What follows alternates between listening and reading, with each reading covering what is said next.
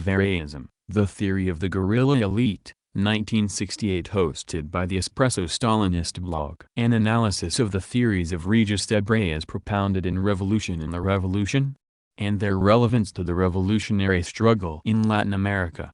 By CMDMS on behalf of Marxist-Leninist Organization of Britain. First published in Red Vanguard Volume 1, 1968. Introduction. Regis Debray, a private student of revolutionary theory and practice, has written a book which purports to offer a third way to revolution. It is a third way which all Marxist-Leninists have hitherto failed to perceive, a scientific truth awaiting its release at the hands of this roving French philosophy student fresh from the cloisters of the École Normale Supérieure. In their introduction to this book, Leo Huberman and Paul Sweezy, the American sponsors of Debray, claim that the revolution in Latin America, quote, will not and cannot follow one or another of the patterns traced out by the two great revolutionary upheavals of the first half of the 20th century. The Latin American Revolution is taking a third way, the first stages of which already been revealed in the Cuban experience. Unquote. Revolution in the Revolution? Penguin Books, 1968. On the basis of this claim for a third way, these American liberals with a touch of rouge on their cheeks rush to proclaim the ultimate outcome of this breach in the wall of proletarian hegemony, the anti-Marxist-Leninist content of the loquacious petty bourgeoisie of our time, that still other revolutionary patterns may be possible, ranging from the Yugoslav to the Chinese variants of the new syndicalism. Debray's book seeks to lay the basis for such radical revisions by spurning Marxist-Leninist theory in every one of its essential tenets, replacing proletarian hegemony and discipline by petty bourgeois hegemony and anarchical relations, replacing class by individuals, proletarian parties by focos of undisciplined petty bourgeois insurrectionists, historical materialism by naive mechanical materialism, scientific analysis by sweeping presumptuousness. Like countless other renegade products which attack Marxism-Leninism, this book has been received favorably by the bourgeoisie, in that it offers a way to make revolution from scratch, learning by the simple empirical process of trial and error and rejecting the Marxist-Leninist scientific method of the universality of contradiction and the unity of theory and practice. It serves them well, for if the third way of Debray were to remain unchallenged and be applied in practice, it would result in the most tragic setbacks and useless losses to the revolutionary cause in Latin America. Indeed, the Bolivian adventure which cost Debray his liberty and Guevara his life was merely the latest in a long series of defeats and annihilations for which the addicts of spontaneity who exist in the national liberation fronts of many Latin American countries are responsible. It is for this reason that it is essential to deal with Debray's claims in some detail. On the first page we read, quote, one began by identifying the guerrilla struggle, in Cuba, ed., with insurrection because the archetype, 1917, had taken this form, and because Lenin and later Stalin had developed several theoretical formulas, based on it, formulas which have nothing to do with the present situation and which are periodically debated in vain, such as those which refer to conditions for the outbreak of an insurrection, meaning an immediate assault on the central power. Unquote. P.19, note, because Debray's theories have been endorsed by the Cuban leadership and because he uses the term we throughout his text, references to Debray and the Cuban leadership are interchangeable, except where otherwise specified. No doubt we are supposed to be eternally grateful for Mr. Debray's clarification of Lenin on the formulas for an insurrection, i.e., an immediate assault on the central power. This statement is to set the tone for disclaiming Leninism by alluding to Lenin as someone who, from 1900 to 1917, contributed nothing to the struggle in Russia but the cry insurrection without any of the detailed handiwork which Debray claims as his own discovery. Unfortunately, of course, Mr. Debray has not understood Lenin, or Marxism, on this elementary point. The involved and rich experience of the tactics and strategy of making revolution the Marxist-Leninist way are a closed book to Debray. As a student of bourgeois philosophy still in his early 20s, this is not surprising, who assumes throughout that such wild and unqualified statements can serve as the starting point for his even wilder flights of innovation around them. Lenin and Stalin remain, Despite the distortions of petty bourgeois innovators such as Debray who wish not to see that which deflates the balloon of their pretentiousness, the most notable of those few proletarian leaders who have successfully led the working people through to the seizure of state power and the establishment of the dictatorship of the proletariat. This is distinct from that seizure of power by the national bourgeoisie in alliance with the peasantry, usurping the leading role of the proletariat, which masquerades as the dictatorship of the proletariat in some corners of the globe, and to the building of socialism. Given this historically unique position, we can assume that the definitions and experiences of Lenin and Stalin hold important lessons for us in establishing further theoretical and practical bases of proletarian dictatorship without which there can be no socialism, in our respective countries. In every fundamental essential, Debray betrays not only his divergence from these principles, but his total ignorance of them. Bourgeois outlook and spontaneity. When he deals in detail with the specific conditions in the countries of the Latin American continent, he refers to the divisions existing between the revisionists and Trotskyites in the liberation fronts of these countries. These divisions, which have been responsible for many defeats, notably the failure of the Cuban general strike in 1958, Debray seeks to solve, by going over to the purely military front and brushing ideological and political questions aside. He ignores the fact that leadership involves the clarification of a line in theory and the consolidation of the forces around that theory in action. Lenin subjected anti-Marxist Leninist theory and practice to a ruthless critique on every front,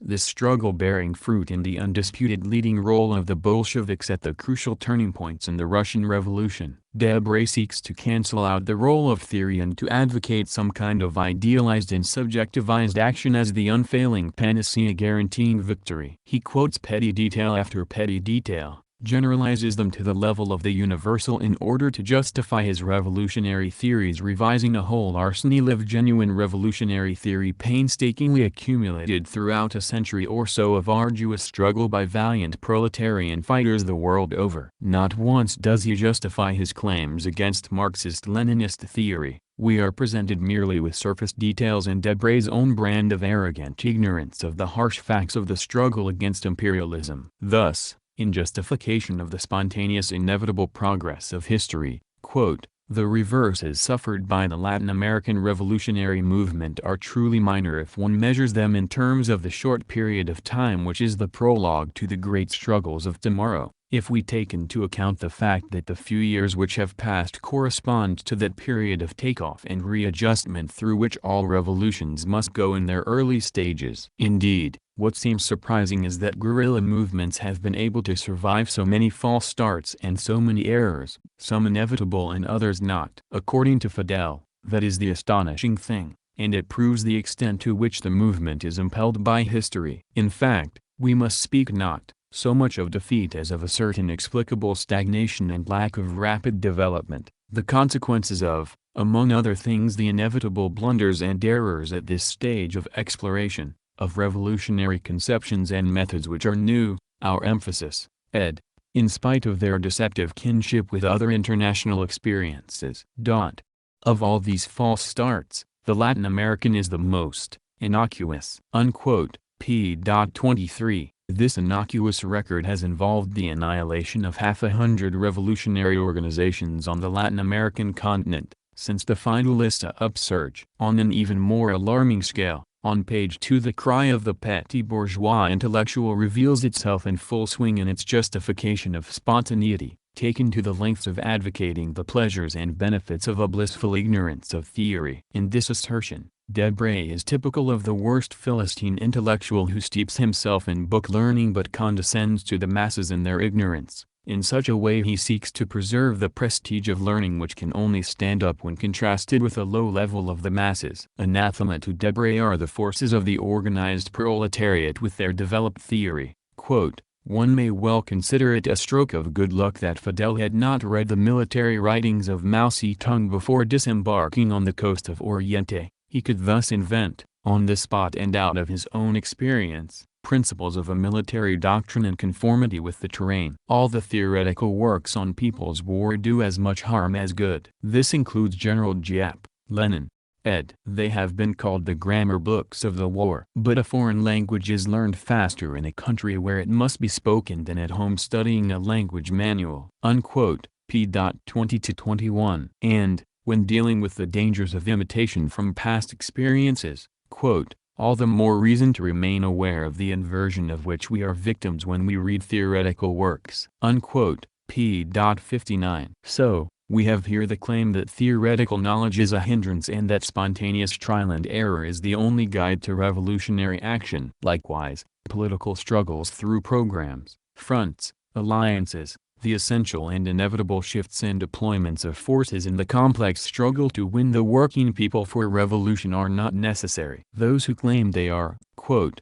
believe that revolutionary awareness and organization must and can in every case precede revolutionary action. Unquote. P. 82. This is carried to the lengths of noting, we presume with favor, otherwise why point it out?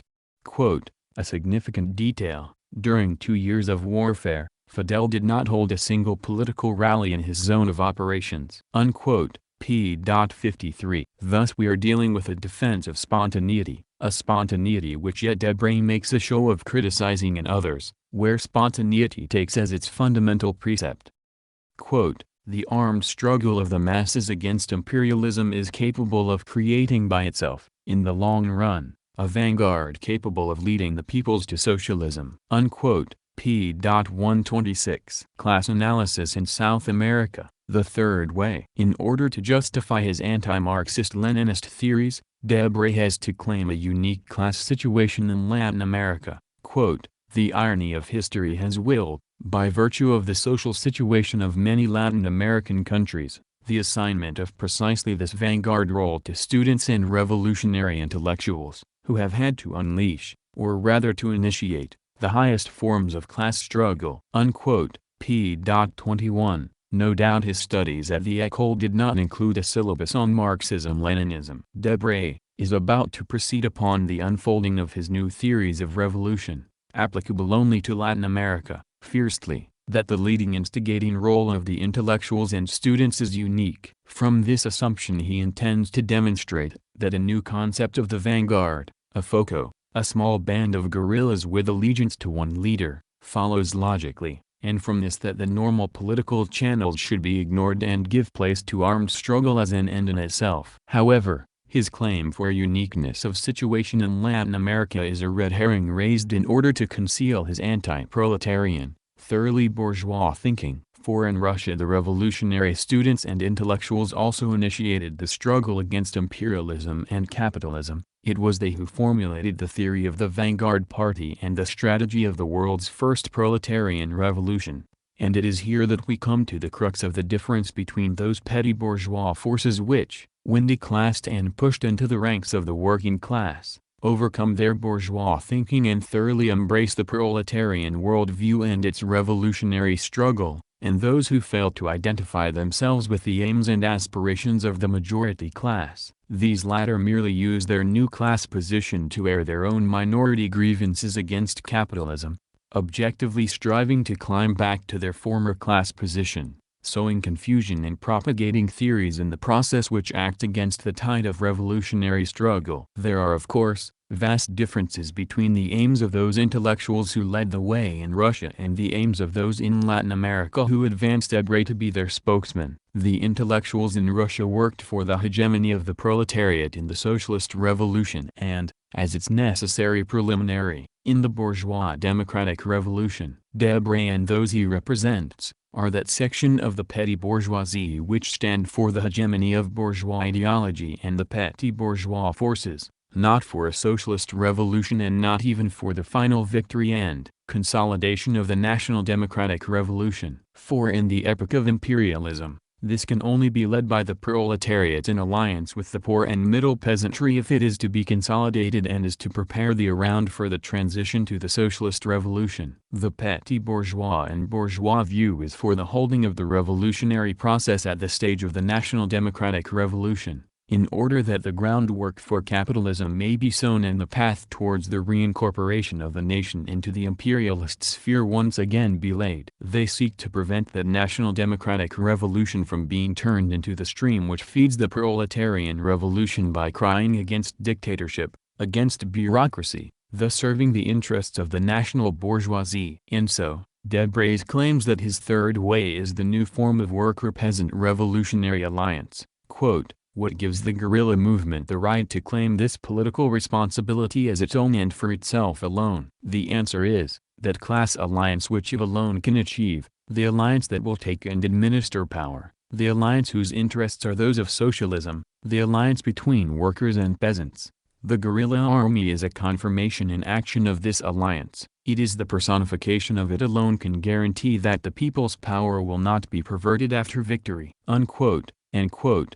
This progressive petty bourgeoisie must commit suicide as a class in order to be restored to life as revolutionary workers, totally identified with the deepest aspirations of their people. Unquote, p. 111. Yet despite these claims, we find that the real picture is very different. In order to make his thesis workable, Debray has to provide the vanguard leadership without which this class alliance cannot be consolidated. He performs this conjuring trick by taking the current left revisionist emphasis on the countryside in opposition to the cities, to its most illogical conclusion to date: all who live in cities are bourgeois, all who live in the mountains are proletarian, and hegemony in the struggle belongs to the petty bourgeois rural guerrillas who become the vanguard proletariat of Debray's imagination. This is one of his more remarkable additions to Marxist-Leninist theory. Quote, "As we know, the mountain proletarianizes the bourgeois and peasant elements, and the city can bourgeoisify the proletarians. The tactical conflicts that are bound to arise, the differences in the evaluation and line, conceal a class conflict, in which the interests of the proletariat are not, paradoxically enough, on the side which one would expect." It was possible to resolve these conflicts rapidly in Cuba, and the advance towards socialism was undertaken as quickly as it was after taking power because Fidel, from the first day, demanded, won, and defended hegemony for the rural guerrillas. Unquote, our emphasis, ed. p. 75. He quotes approvingly Guevara's muddled thesis in the same vein. Quote, "These differences, between the plain, the town, and the Sierra, the countryside, ed., go deeper than tactical divergences.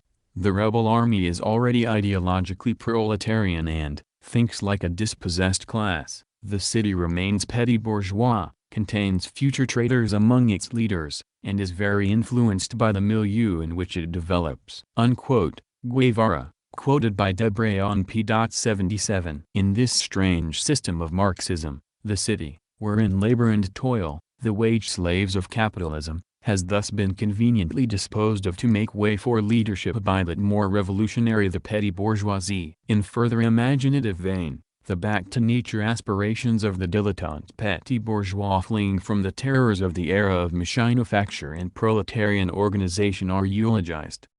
Quote, "Such are the mental reactions of a bourgeois, and any man, even a comrade, who spends his life in a city is unwittingly bourgeois in comparison with a guerrillero. Not to have any means of subsistence except what you yourself can produce, with your own hands." We read elsewhere in his treatise that equipment and supplies were pilfered in raids on villages. M.S. said, starting from nature in the raw. The city dweller lives as a consumer. As long as he has some cash in his pocket, it suffices for his daily needs. Unquote, p. 68. Quote, "Nothing like getting out to realize to what extent these lukewarm incubators, the cities, ed., make one infantile and bourgeois. In the first stages of life in the mountains, in the seclusion of the so-called virgin forest, life is simply a daily battle in its smallest detail, especially is it a battle within the guerrillero himself to overcome his old habits, to erase the marks left on his body by the incubator, his weakness." Unquote, p. 69. Really, Mr. Debray, speak for yourself. No doubt it is a delightful element of free choice for the coddled petty bourgeois to remove himself temporarily to the more ascetic hardship of the mountains. But even capitalist economists have had to acknowledge that the daily lot of the proletarian is one which requires him to sell his birthright, his freedom, his expectancy of life precisely in order to obtain that little cash in his pocket without which he would be too dead to have any daily needs.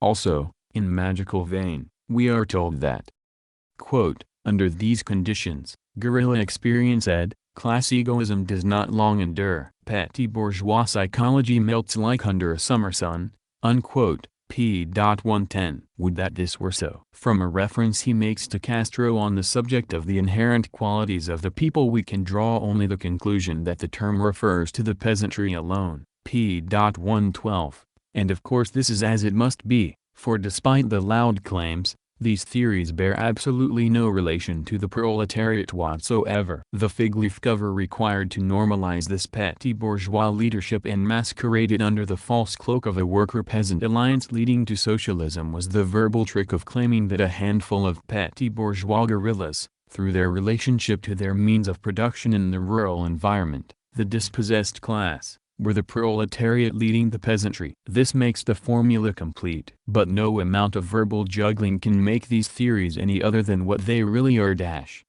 Namely, the laying of the foundations of the dictatorship of the national bourgeoisie in Latin America with all the jargon that goes with it.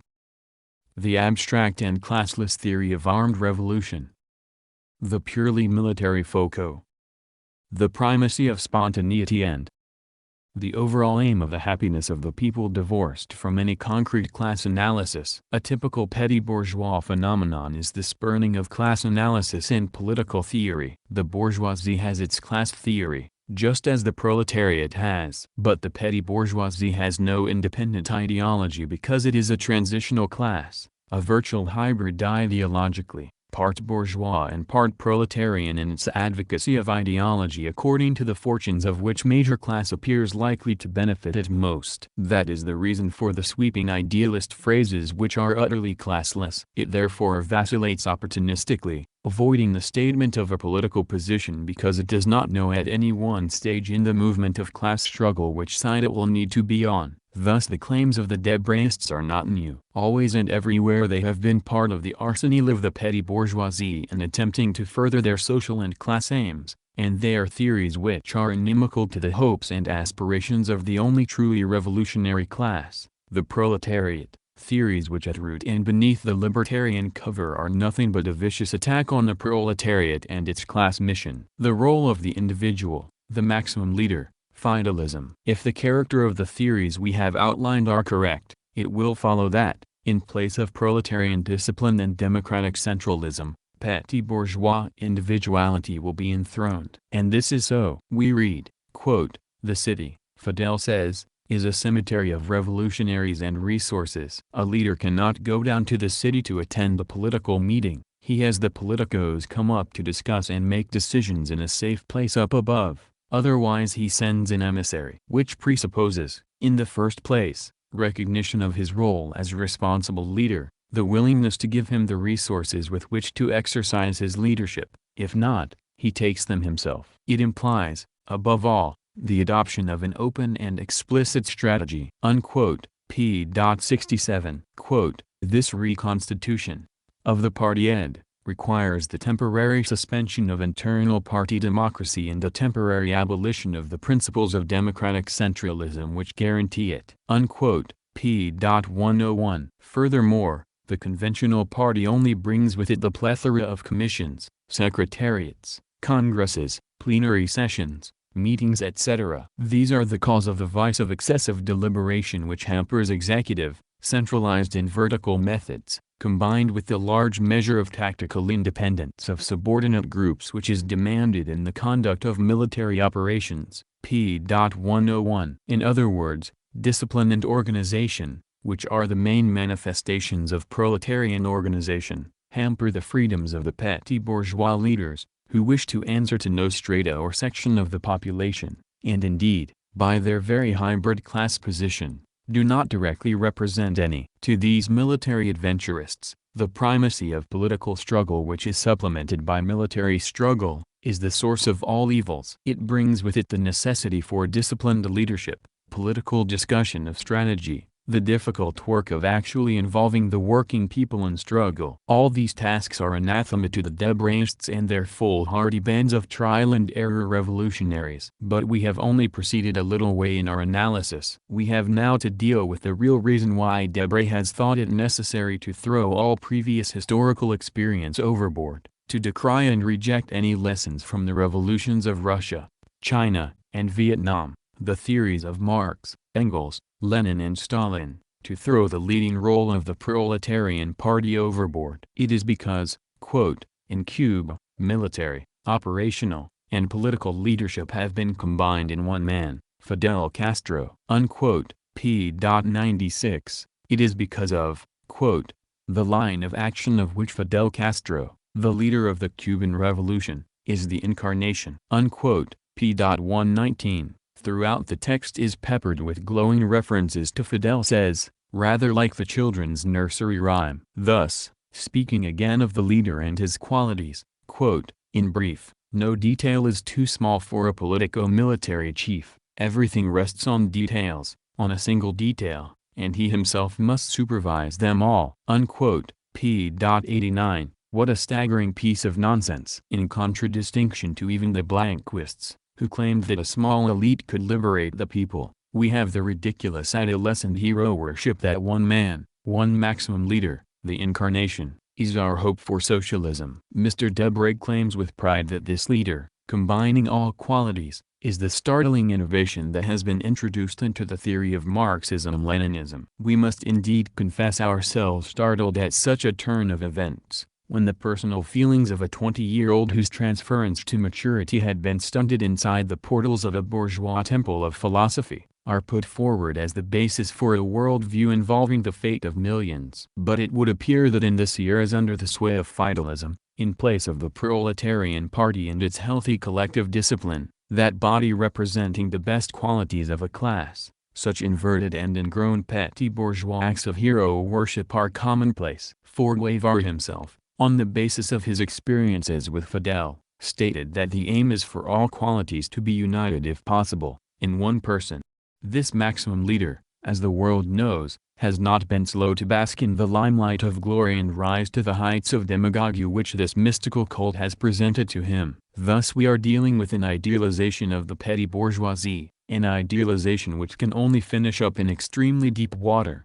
And it does, for such baseless hero worship and unquestioned allegiance to one leader is the very essence of bourgeois class thinking. When confronted with the problem of misleading and subjugating vast social forces for its own ends, it represents a crisis in the leadership of a historically obsolescent class when the normal, logical, although unequal, system of maintaining its power is threatened from below. This initial demagoguery of the maximum leader often appears too ridiculous to take seriously. But beneath it, lies the saber of a force which is responsible to no constitution, to no labor laws, no checks by the working people, no power other than to itself. All too often it has finally resulted in bloodbaths not only involving the working class but any other strata which have got in the way of a totally destructive and anarchic force. The seeds of such theories of an independent armed force, are present in the thinking of the Debrayist petty bourgeoisie. Quote, it has been proved that for the training of revolutionary cadres the people's war is more decisive than political activity without guerrilla experience. Leaders of vision in Latin America today are young,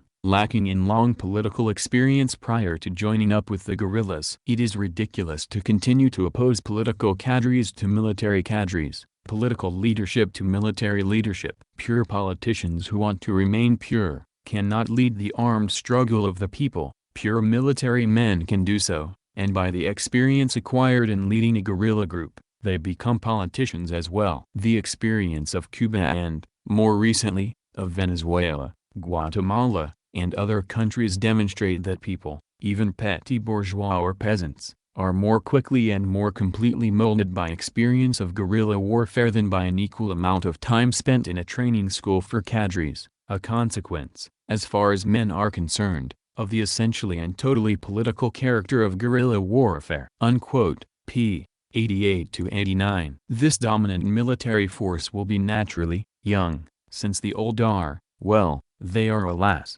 old and worn out. Quote, in Latin America, Wherever armed struggle is the order of the day, there is a close tie between biology and ideology. However absurd or shocking this relationship may seem, it is nonetheless a decisive one. An elderly man, accustomed to city living, do workers retire at the age of 40? MS said, molded by other circumstances and goals, will not easily adjust himself to the mountain nor, though this is less so, to underground activities. In addition to the moral factor, conviction, physical fitness is the most basic of all skills needed for waging guerrilla war. The two factors go hand in hand. A perfect Marxist education is not, at the outset, an imperative condition.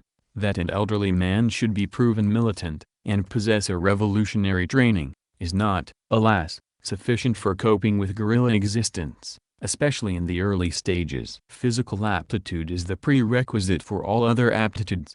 MS said, a minor point of limited theoretical appeal, but the armed struggle appears to have a rationale of which theory knows nothing. Unquote. p. 101. Thus it is brawn, not the creative brain, political ignorance, not understanding, youth and fitness, not experience which constitutes Debre's master race of revolution. Such is the demagogy which wears the mask of Marxism.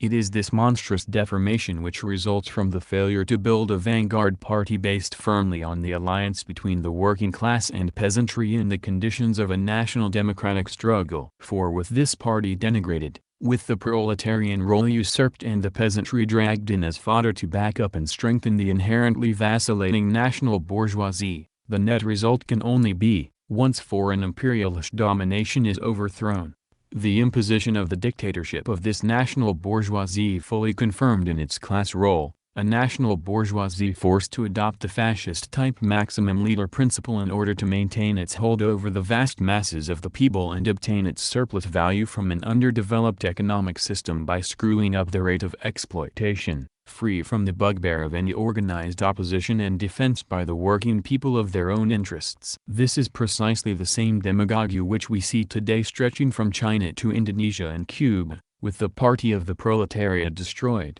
the national bourgeoisie walks into its repressive role, and the proletariat is denigrated viciously as a bourgeois force in order to cover up the real bourgeois nature of these leaders. There is an exact parallel with the Chinese national bourgeoisie and its assumed leftism, the Cultural Revolution, which aims to destroy the proletarian vanguard party, the FOCO as substitute for the proletarian party. We have already had a pretty rounded introduction to the theories of Debre. It comes as no surprise therefore, that for Debre the Marxist-Leninist theory of the vanguard party of the proletariat, must give place to yet another unique contribution to Marxism-Leninism, that is, the theory of the Immaculate Conception, or the spontaneous begetting, of the vanguard nucleus. Thus, quote, the vanguard party can exist in the form of the guerrilla FOCO itself. The guerrilla force is this party in embryo. This is the staggering novelty introduced by the Cuban Revolution. Unquote. p. 105,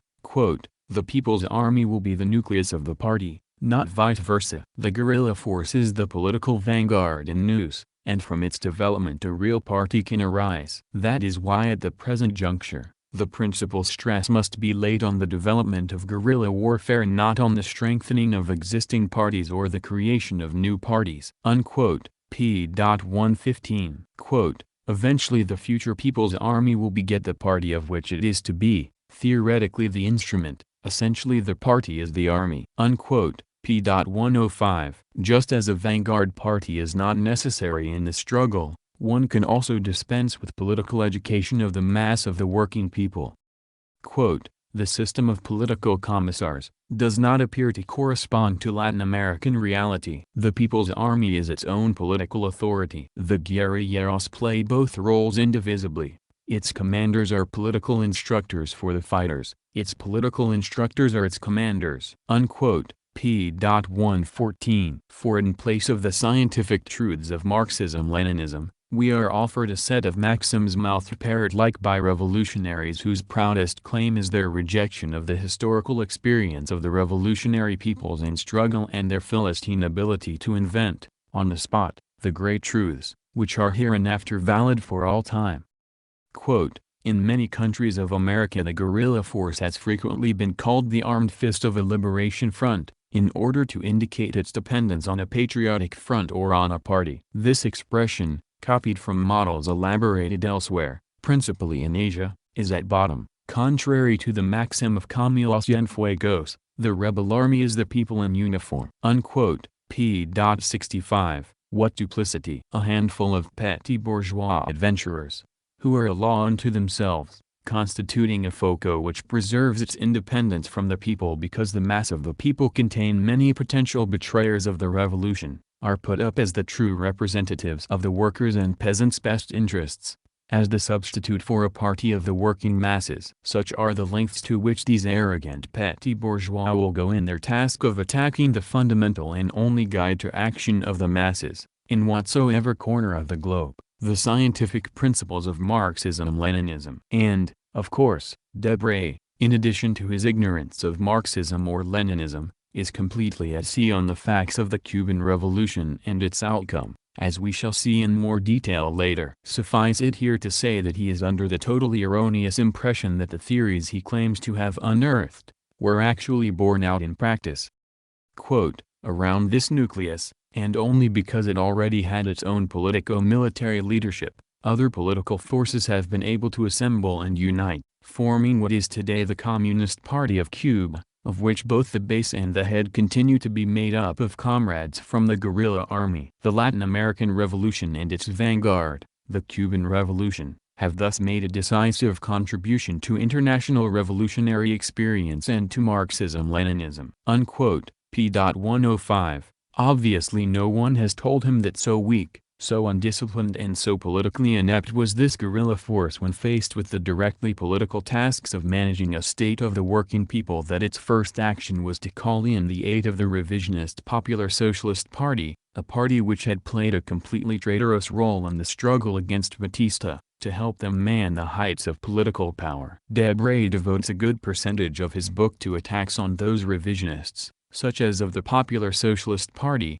attacks which are justified to a certain extent, but what cannot be justified is his attempt to make of the sellout which the Cuban Revolution was to become a model of Marxism-Leninism, every unprincipled turn of which must be copied throughout the Latin American continent. When the Cuban leadership granted Mr. Debray full facilities to study the Cuban Revolution and its history, that is, employed him to embroider a myth and bury the facts, they chose wisely. They chose a representative of that privileged section of the petty bourgeoisie which devotes all its time and energies to the renegade task of attempting to destroy the only theory and practice which can liberate all the oppressed social classes by a revolution which will end forever the unequal privilege whereby those who create wealth and culture are robbed by those who make of it a reactionary metaphysical mystique. People's war without the people. We begin, as usual, with a claim of uniqueness for the Latin American situation. The discovery of this new path has led to many errors,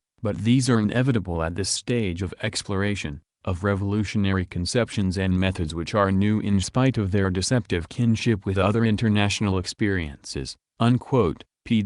23. The aim of the armed FOCO is to build up through guerrilla warfare carried out in suitably chosen rural zones a more mobile strategic force, nucleus of a people's army and future socialist state. Unquote. p. 25. Of course this armed spontaneity diverges radically from all other successful experiences to date, and, naturally, has met with innumerable failures. Therefore, we have to have a scapegoat. Upon this scapegoat are blamed residual imported errors, that explain the inevitable errors on the new path. He makes this scapegoat, the dangerous imported political conceptions of Vietnam and elsewhere, with such out-of-context claims as the quote, subjection of the guerrilla force to the party, unquote, p. 25, contentions, which are not applicable to the quote, historical and social conditions peculiar to Latin America. Unquote. p. 56. He notes that, quote, in Vietnam, the Communist Party was the organizational nucleus from which and around which the People's Army developed. Unquote.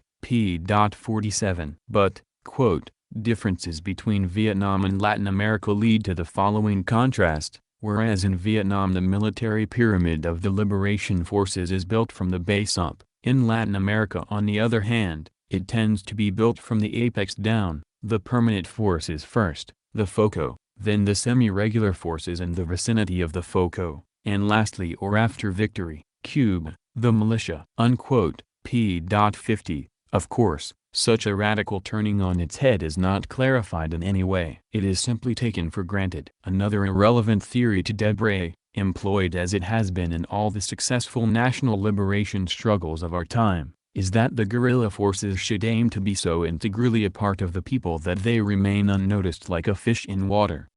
Quote, the occupation and control of rural areas by reaction or directly by imperialism, their vigilance today greatly increased should rid a given group of armed propagandists of all hope remaining unnoticed like a fish in water. Unquote. p.51, and another unique point, quote, let us not forget that the class enemy carries out selective assassination on a large scale in Latin America, kill the leaders and leave the rest alive. Unquote. p.66, really, Mr. Debray, one would think from such a statement that imperialist oppression itself is completely unique to Latin America. Yes, this elitist militarist theory is nonsense. It has been put forward in order to cover up the essential heresy which lies beneath the claims to a people's army, by inventing a uniqueness which prevents the application of the theory of people war, as it is understood by all genuine representatives of the working people. It is hoped to cover up the fact that this was the work of a handful of insurgents who bear no relationship whatsoever to the real aspirations and political requirements of the forces in struggle against imperialism. In a vulgarization of the role of the guerrilla we read,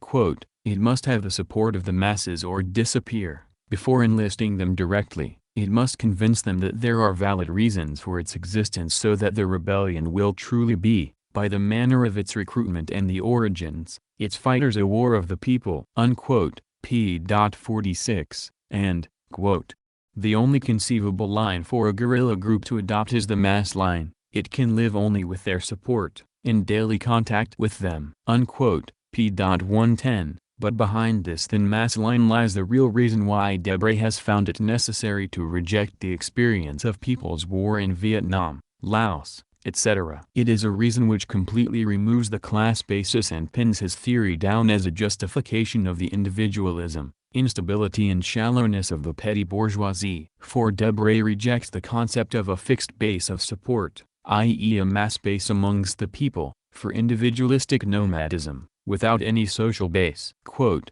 the guerrilla base is, according to an expression of Fidel, the territory within which the guerrilla happens to be moving. It goes where he goes. In the initial stage the base of support is in the guerrilla fighter's knapsack. Unquote. p.64, quote, during the first stage, of the guerrilla war clearly the hardest to surmount and the most exposed to all sorts of accidents, the initial group experiences at the outset a period of absolute nomadism. Unquote. p.31. A fine people's war, one of the main aims of its elitist liberating mission being to achieve independence from the people, as opposed to the Marxist-Leninist thesis of the necessity to build the revolutionary independence of the working people from their exploiters. Quote, the revolutionary guerrilla force is clandestine. It is born and developed secretly. The fighters themselves use pseudonyms. At the beginning they keep out of sight, and when they allow themselves to be seen it is at a time and place chosen by their chief. The guerrilla force is independent of the civilian population in action as well as in military organization, consequently it need not assume the direct defense of the peasant population. Unquote. p.41. With a further display of arrogant elitism and incredible lack of faith in the forces they claim to represent, we read, quote, constant vigilance, constant mistrust, constant mobility. The three golden rules. All three are concerned with security. Various considerations of common sense necessitate wariness towards the civilian population and the maintenance of a certain aloofness. By their very situation, MS said, civilians are exposed to repression and the constant presence and pressure of the enemy, who will attempt to buy them, corrupt them, or to extort from them by violence what cannot be bought. We hid our intentions from the peasants, Che relates, and if once of them passed near the scene of an ambush, we held him until the operation was completed. This vigilance does not necessarily imply mistrust. A peasant may easily commit an indiscretion and even more easily, be subjected to torture. Unquote. p.43. Thus the claim that these theories are a more highly developed form of people's war begins to look slightly ludicrous, when the guerrilla Foco is fighting not only the imperialist enemy but completely isolated from and antagonistic to the mass of the working people and peasants, the only possible base in a people's war against imperialism. In this scheme of things, the working people and peasantry serve merely as fodder for the adventurous, personally gratifying, military gambles of the unstable, dissatisfied petty bourgeoisie. We begin to see why the solidarity of the Vietnamese people in their genuine people's war is anathema to the Debraists, and why they constantly warn of the dangers of imitating the Vietnamese experience. So Debray has disposed of the class base of a genuine revolutionary movement, of its wholehearted dedication to and identification with the exploited and oppressed classes. Debray has disposed completely of the alliance of the two major oppressed classes, proletariat and peasantry, which when welded together into an invincible alliance, constitute the only force which can resolutely oppose and defeat imperialism by classing the proletarian forces of the cities as bourgeoisie. Debray has cancelled out the role of political struggle by scorning the tasks of building a revolutionary movement around a program, forging alliances, educating the people for struggle, organizing, agitating, propagating in the course of building this powerful force of the working masses, and revealed his thoroughly bourgeois content by ignoring the vital and indispensable role of the general staff of a revolution, its vanguard party. And at the tail end of this rejection of all that constitutes a genuine revolutionary force, his guerrilla Folcos resemble nothing more than bandit groups, cut off from the oppressed people to such an extent, that at a certain stage of their reckless ill-conceived adventures they are forced to break the cardinal principle of genuine people's war, never to steal the property of the workers and peasants by advocating raids on villages for supplies. Quote, "It is less risky and safer for a guerrilla group to make raids on neighboring villages from its own base in order to obtain foodstuffs and field equipment." Unquote. p.70. It is now quite clear why so many Fidelistaphocos have floundered and been wiped out. For by elevating guerrilla struggle, or their completely militarist inversion of it, to an end in itself, as opposed to a stage in the struggle which it really is, and by advocating that a handful of dedicated determined men, maintaining their aloofness from the vast mass of the working people, ignoring political questions with the same blindness as medieval mystics, can overthrow the considerable might of imperialism, they cut the very ground from under their feet and lead those who follow them to almost certain defeat and massacre. Debray claims that the great misconceptions which exist concerning the Cuban Revolution are the reasons for so many failures in recent years on the Latin American continent. He claims his book is the vehicle which distills the true essence of that revolution and lays down its theory for the edification of all like-minded insurgents. It has been pointed out that the essence he has distilled,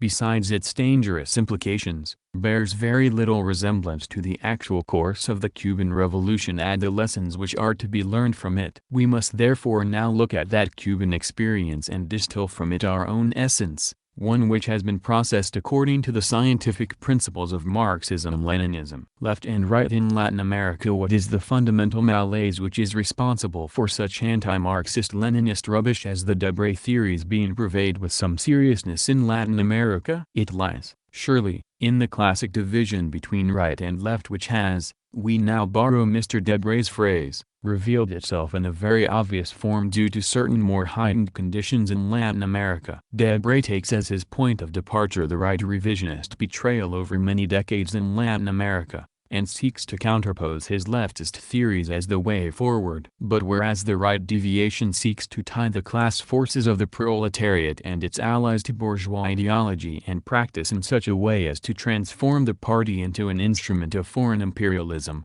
the comprador bourgeoisie and the feudal reactionary classes, its leftist counterpart, the left revisionist deviation, also reflects the influence of bourgeois ideology and practice within the class forces of the proletariat, but in this case adapted to the class needs of the national bourgeoisie. The national bourgeoisie has an objective interest, at least for a time, in the victory of the National Democratic Revolution, but wishes to achieve that victory under its class leadership and not under that of the proletariat and its allies. It therefore needs to make use of revolutionary phraseology, the best form of which is provided by the petty bourgeois left distortions of Marxism of which Debre's teachings are typical. These deviations are able to take an extreme and clear form within the contradictory framework of political institutions in Latin America. The apparently organic and established character of the state frameworks in most Latin American countries has resulted from the early formal independence won against Spanish colonial rule, which resulted in an earlier development of semi-colonial forms of domination by USA imperialism. This has seduced the majority of the revisionist parties in those countries into believing that the doctrine of peaceful transition could be applied there without the disguise of leftist phraseology and lip service to guerrilla and other violent forms of struggle. As a consequence,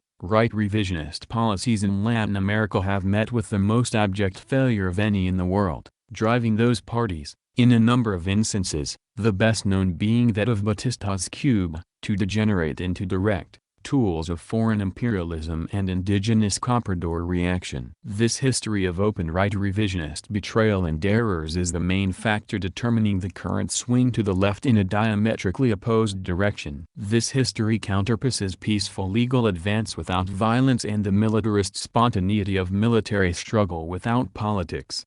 It represents a classic manifestation of the spontaneous division between left and right. We say spontaneous, because these extremes occur in the vacuum left, when genuine scientific analysis and the revolutionary leadership which results from it are lacking. A right deviation delivers the working people and peasantry helpless to the massacre of imperialist guns and without any means of defense. Whilst leftism provokes isolated violence and brings down the full force of imperialist violence on an inadequately steeled and prepared nucleus, divorced from the mass of the people but involving these forces in the bloodshed which accompanies their defeat. These complementary deviations have wreaked havoc within the national liberation fronts of the Latin American continent and make more essential the return to a class analysis as the basis for a scientific theory of revolution. Certain countries of the Latin American continent have been viewed by right revisionism as possessing sufficient formal trappings of democracy to justify a full program based on electoral advance to socialism by peaceful means, such as Uruguay, Chile, Argentina, Costa Rica, and Brazil. The remaining long-standing open dictatorships have necessitated right revisionist programs of a more militant type, albeit singularly lacking in any guide to action to overthrow the repressive regimes, but relying on the hope that democratic rights would be established under restrained mass pressure. It is therefore to the statements of the communist parties of the former category that we should turn for the clearest expression of parliamentarism on the Latin American continent. A reference to the Costa Rican Communist Party's competition some years ago makes the right revisionist position very clear. Here, instead of the vanguard party thriving in a situation of heightened class struggle, we are presented with the novelty of a vanguard party which finds itself losing ground, when objective class struggle is seen as a nuisance factor which has interfered with the prime task of the ingrown little organism's race to achieve a per capita paper representation in some imaginary democratic institution. Whilst all comprehension of the realities of class remains blissfully outside its scope, it does not require a very detailed knowledge of the situation in Costa Rica to understand that the way to salvation of the Costa Rican working people does not lie through such struggle as advocated by the Costa Rican people's vanguard. Quote, "A competition in the sphere of organization, education, propaganda and finances has been conducted by the party in 5 of the 7 provinces of Costa Rica. Judging by the results, it looked as if the target advanced by the 9th Congress, doubling the membership, would be realized without much difficulty. However, unforeseen circumstances arose which hampered the work of building party. The first was the Caribbean crisis last October and the wave of repressions that came in its wake. Our newspaper was banned and the activity of the party was restricted in one way or another. Owing to the repressions in the Pacifico Sur, party membership has shown no increase. However, despite these negative factors and the intensified repressions in connection with the talks between the presidents of the Central American countries and President Kennedy in March 1963, the competition conducted by the 5 provinces was, on the whole, satisfactory. It is clear to us that when international tension increases and the war danger grows, repressions are intensified and democratic liberties curtailed, and the growth of the party slows down. Hence we are waging a constant struggle for peace, against the restriction of democratic freedoms. This, of course, does not lead us to the opportunistic conclusion that we can fight and win only in conditions of legality and extensive utilization of democratic rights. However, the fact remains that in the present conditions the most favorable climate for party growth is international détente, since this makes it easier to defend the democratic gains of the working people." Unquote. Oscar Vargas, World Marxist Review, October 196,3, p. 61-2. The trite rejection of opportunism offered by Vargas does not invalidate the charge which any honest militant must make against such a grossly renegade strategy as is offered by the Costa Rican vanguard.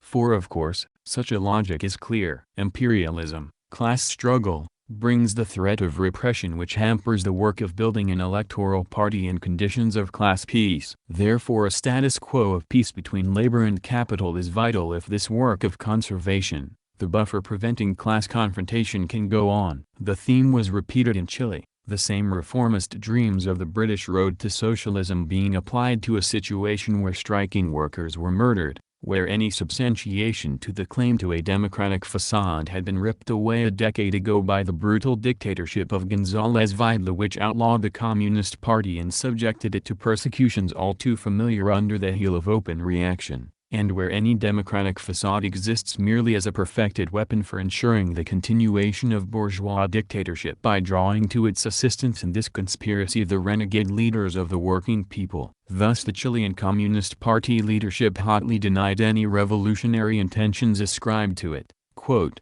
"What is needed, is to secure a turn to the left in national policy."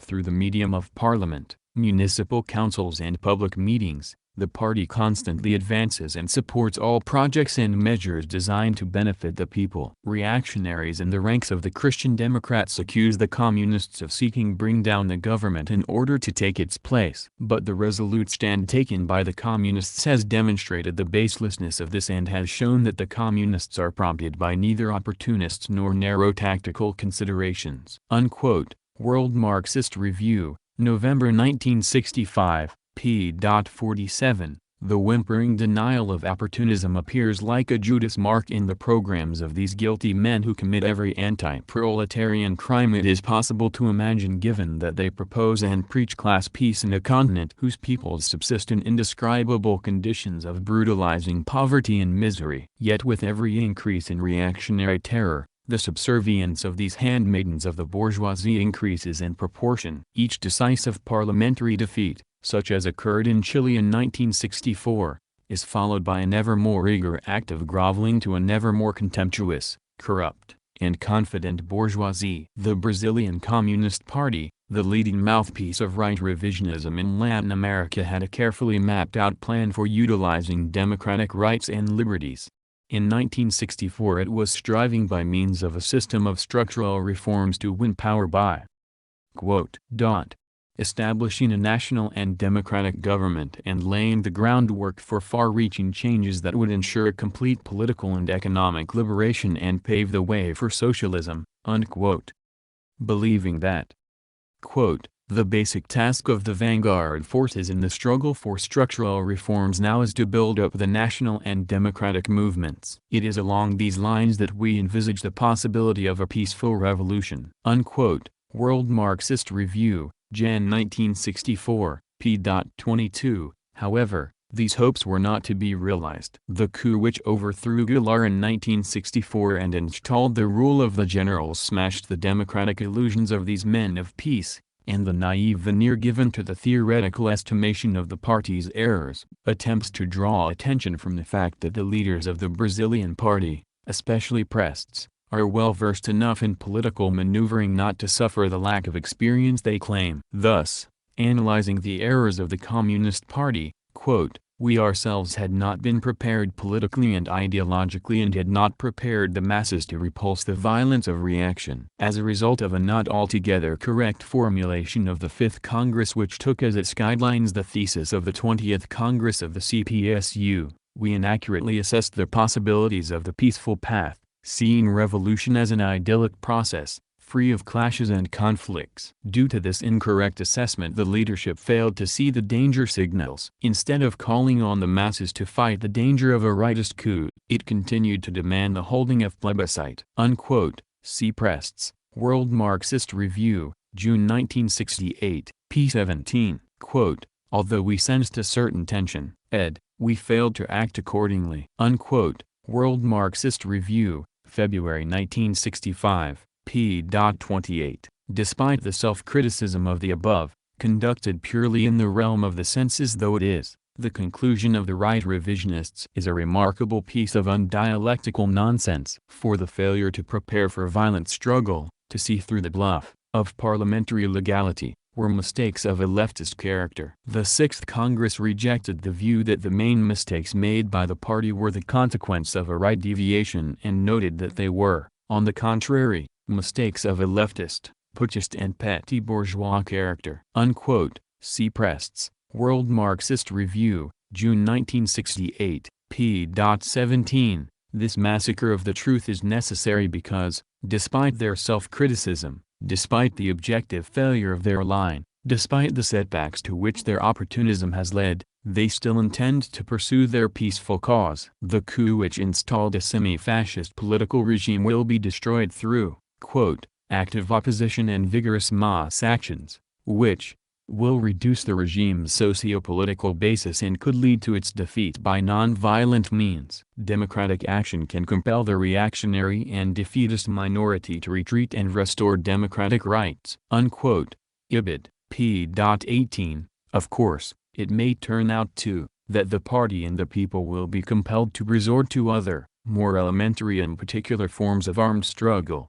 But we can rest assured that the right revisionist leadership of the Brazilian Communist Party will do everything in its power to be true to the spirit and the letter of the passive May and place it far behind in its list of priorities. Such is the face of right revisionism in Latin America. It has been against this background of betrayal that the working people and peasant masses have been compelled to resort to spontaneous armed struggle which was, and largely remains, outside the framework of control of the revisionist parties of the right. In those countries where such armed struggle has already taken root and the masses of the working people are beginning to be drawn into the struggle against semi-colonial dictatorship and foreign imperialist oppression, the further result of this has been that those communist parties subservient to Soviet right revisionism have been forced to pay lip service to armed struggle and modify their more blatant parliamentary transition formulas in a bid to regain the influence within the Armed Liberation Front which previously they were threatened with losing completely. In its wider context, this pragmatic and opportunist response to the spontaneous growth of armed struggle reflects the shift in policy on the part of the Soviet revisionist leadership which has taken place since Khrushchev's overthrow, a shift away from all-round cooperation with U.S. imperialism to one of striving for the establishment of independent spheres of influence in areas hitherto comprising sectors of the U.S. sphere. Within the overall task of developing this policy, a certain independent sphere of operations in relation to the national liberation movements of the underdeveloped colonial and semi-colonial sectors of the world has been allotted to the so-called centrist bloc of revisionist communist parties and socialist states, of which Cuba is one, and has given rise to the need for lip service to armed national liberation struggle to be admitted to the platforms of some, though by no means all, of the Latin American communist parties under the influence of Soviet revisionism.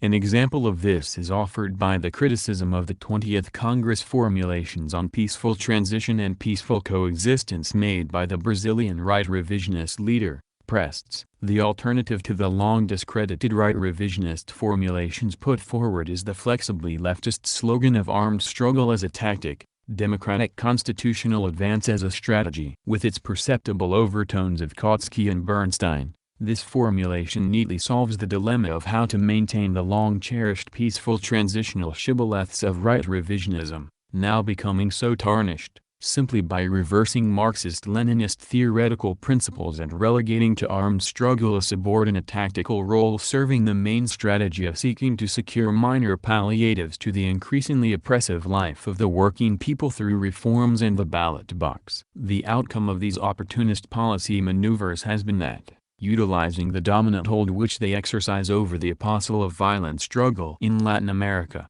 Fidel Castro and the Soviet revisionist leadership has been able to control the transition to support for centrist revisionist policies on the part of certain Latin American communist parties without loosening in any way their traditional control over the leaderships of those parties, and even in some cases to increase it through the prestige added by the accession of Castroite centrist revisionism to the overall force available to Soviet policy needs. As for left revisionism and Trotskyism, these take many forms in Latin America. The case of Guevara and Debré, who take an ultra-leftist position themselves, while condemning the Trotskyites as revisionists, has already been analyzed. The lessons of their position, i.e. of an armed struggle divorced from any political and class organization of the working people, have been borne home most clearly following the collapse of Guevara's mission in Bolivia. So much so, that Arguelles, a firm sympathizer of the guerrillas, wrote as his epitaph to Guevara, quote, "He failed because he did not have the support of the peasants and because the Bolivian people did not know the action program of the guerrillas," unquote, a lesson so elementary that it should hardly have required the sacrifice of so many aspiring national liberation fighters to make it known. And indeed, the lessons of this collapse of ultra-leftist method and morale accompanying Guevara's experiment were not lost on those forces which represent the national bourgeoisie with more perception than Guevara. They can have acted as yet one more forceful argument for Castro strengthening his centrist position. Trotskyism in Latin America, as represented particularly in Guatemala and Peru, is left opportunism which claims a theory of socialist revolution. This theory completely denies the national democratic stage of the revolution in a colonial-type country and insists that socialist revolution is at any given moment on the order of the day. Its effect is to isolate the genuine revolutionary forces from class allies who stand objectively for the national democratic revolution, and without whose added weight imperialism cannot be defeated and the national democratic tasks achieved. In practice, however, they resort to all manner of semi-anarchist, syndicalist and outright irredentist ideologies in order to win bases amongst the peasantry and urban poor, purveying such illusions as the direct growth of the village peasant commune into socialism, the romanticism of the primitive subsistence economy and so on. In strategy and tactics, their aim is to sow the usual kind of confusion associated with their name, advocating peaceful legal advance in the manner of the right revisionists whenever and wherever an actual revolutionary situation is close at hand, and pressing for ultra-revolutionary forms of struggle whenever and wherever the revolutionary tide is temporarily on the ebb turn. Thus they contribute directly to rendering the more militant vanguard forces an easy and isolated target for imperialist guns. Within these overall perspectives of betrayal, however, the socialist revolution for which they aim is, as with the right revisionist communist parties, in essence a peaceful one. Thus all of these trends, left or right, spell defeat and betrayal for the revolutionary aspirations of the working people of Latin America and the decimation of their actual or potential organizations of struggle. At the helm of all of this confusion and betrayal, seeking to unite the political manifestations of bourgeois and petty bourgeois thinking within the forces of the developing national democratic and socialist revolutions of Latin America under the one super-revolutionary center, has stood the Cuban revisionist leadership. They have encouraged every kind of anti-proletarian and anti-Marxist-Leninist theory and practice, inspiring the most infantile forms of petty bourgeois leftism and nationalist euphoria, and finally, they have resolved the failure of both left and right revisionism into the doctrine of a centrist revisionism, a position which has emerged as a specific heritage of the Cuban Revolution. It is to an analysis of the Cuban development itself, therefore, that we must now turn. Assessment of the Cuban Revolution. The Cuban Revolution represented a phenomenon with two contradictory sides. One was the fundamentally positive fact that U.S. imperialist domination over Latin America had been breached for the first time, and a nation free of U.S. imperialist oppression and ranged in struggle against it now stood as a symbol of anti-imperialist liberation struggle for the peoples of the continent. The second and negative side was that, from its inception, The Cuban Revolution was carried through not under the leadership of the working class in alliance with the poor peasantry and urban petty bourgeoisie but under that of forces representing the national bourgeoisie. This epoch is characterized by the onset of a world pre-revolutionary situation and the beginning of the disintegration of the imperialist world system. Therefore, this class basis can only serve its fundamental class interest and achieve the construction of a form of capitalist society in the newly emerged nations, inasmuch as it succeeds in maneuvering with the offer of its neo-colonial and comprador services between the various competing imperialist groups. This is a strategy which leads sooner or later to the incorporation of the newly independent nation, willy-nilly, into the sphere of influence of another imperialist group, most likely one which is hostile to the imperialist power from which independence had originally been won. The economic inviability of Cuba, a fundamental feature inherited from the one-sided development imposed by U.S. imperialist domination in the past, together with its geographically isolated position and economically unbalanced character, placed Cuba in a precarious position which rendered its newly won independence highly vulnerable. Debray seeks in his book to paint a glowing and utopian picture of the Castro leadership which completely ignores the historical facts and sets out to enshrine every trite phrase and thought of this leadership as valid scientific truths. It remains a quite obvious fact, however, that Castro and those who fought with him to overthrow Batista were not Marxist-Leninists. Castro claims that the Marxism-Leninism of the Cuban leadership was learned during the course of the struggle. The absence of scientific revolutionary principle guiding a clear strategic perspective, fundamental necessities in any revolutionary process, whether national democratic or socialist in character, in which the working class fulfills the leading role and which is guided by a genuine Marxist-Leninist vanguard party, and the opportunist maneuvering to which that absence inevitably leads. These are all explained away by Debray, with the claim that the revolutionary process was undergoing a justifiable period of trial and error, not, be it understood, trial and error in the application of Marxist-Leninist science to the revolution but quite abstractly in the search for a Cuban form of Marxism. Castro and the inceptive forces of the guerrilla movement which he led were urban petty bourgeois revolutionists acting objectively as the leading representatives of the Cuban national bourgeoisie. The rebellion based on the Sierra Maestra drew to the ranks of the rebel army recruits from the peasantry, the mass base of the petty bourgeoisie and, in the absence of a leading role fulfilled by the working class, formed the social arsenal of the national bourgeoisie. The movement claimed to be a liberal alternative to the tyranny of Batista, the stench of whose corruption was believed by Castro to be a constant source of embarrassment to the United States. The diaries of Guevara in his Bolivian campaign imply that, in begging aid from U.S. monopoly interests under the threat that U.S. holdings would be confiscated in the event of victory in Bolivia if support for the insurgents were not forthcoming. In this he was merely repeating methods prominent in the early stage of the Cuban Revolution itself. The left revisionists of the Castro, Guevara stamp,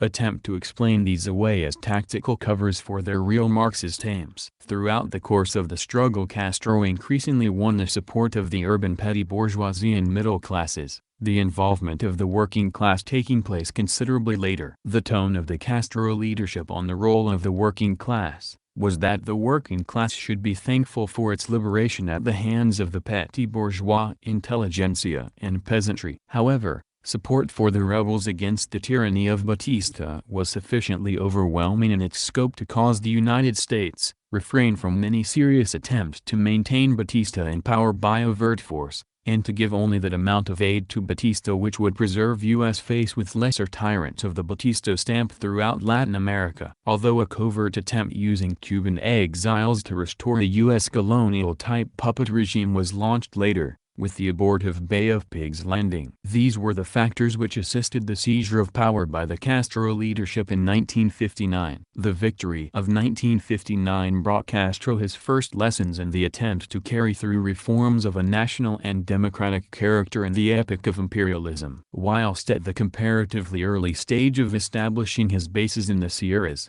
Castro had approached the lawyer, Arusha, with an offer that he should form a government when victory was won. An offer which was accepted and implemented in 1959. Arusha was a representative of the nascent Cuban national bourgeoisie, But nevertheless, one of the first acts of his government was to approach U.S. imperialism with assurances that his government intended to continue the semi-colonial status of Cuba, and to maintain the traditional agrarian structure of the economy and economic dependence on the U.S. It was only the rejection of these assurances by the U.S. and the latter's refusal to recognize the Castro regime which compelled the subsequent alignment with the Soviet Union. As for Castro himself, it was a typical and, in view of the later developments, an ironic expression of the spirit of the expediently opportunist freebooter that he was ready and willing to place his services at the disposal of the highest bidder, that he did not conceive of taking any initiative in the political and state affairs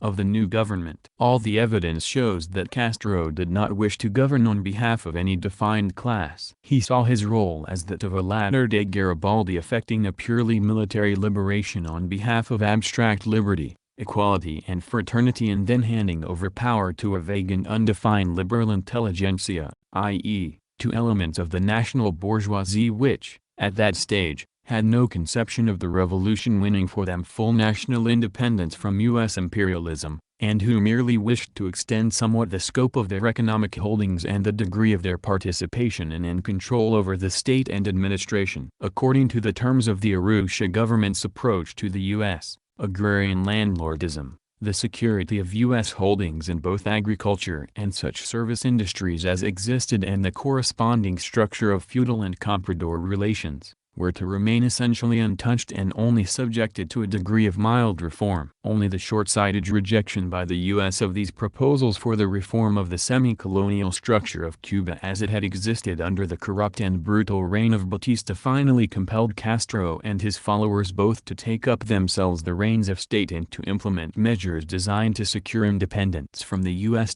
In independence, the only available economic foundation for which was, ultimately, alignment with the Soviet neo-imperialist bloc. Amongst the first measures enacted was the land reform, a step which was essential if the base of peasant support was to be maintained. The confiscation of large holdings, particularly those owned by foreign capital, brought down the wrath of U.S. imperialism. For Castro, the second dilemma and the second lesson had begun. Despite numerous maneuvers to outwit the imperialists and to prevent their hostility and inevitable embargoes on trade, the U.S. in traditionally short-sighted fashion, declared its hostility and began to threaten Cuba with economic reprisals. Castro, countering this blackmail as best he could, entered into trade agreements with the Soviet Union, intending to walk the tightrope of a balance between the two blocs which would ensure Cuba's economic future without drastic political shifts. However, the breach was forced by U.S. imperialism with the cutting of the quota for the import of Cuban sugar, forcing Castro to look elsewhere for cheaper supplies consequent upon the loss of U.S. dollars. There followed a train of reprisals and counter-reprisals culminating in the Soviet offer to buy Cuban sugar, at an unspecified price,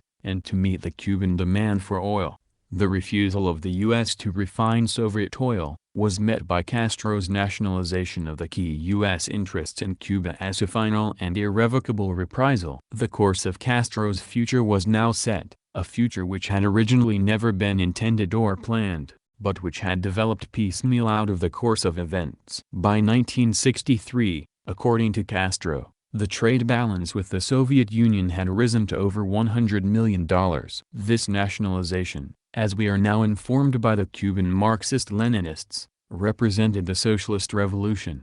However, in reality it represented an inevitable move which Castro, representing the national bourgeoisie, was forced to make given that he was fighting for his economic life and needed to trade with whomsoever would offer these services. But dependence on trade with the Union and being totally at the mercy of the defense protection of the nuclear umbrella brought with it the expected penalty. Castro, the man who had hitherto publicly denounced Marxism-Leninism and denied any affinity with communists, now began to air his brains in public and to take the first carefully rehearsed steps towards embracing Marxism-Leninism as avidly as he was later to embrace Khrushchev. The previous emphasis on the role of the intellectuals as the leading force in the revolution, and as the liberators of the working class, was now dressed up in a more conventional Marxist-Leninist disguise to accord with the announcement of the socialist revolution, albeit a multifarious class definition typical of national bourgeois socialism.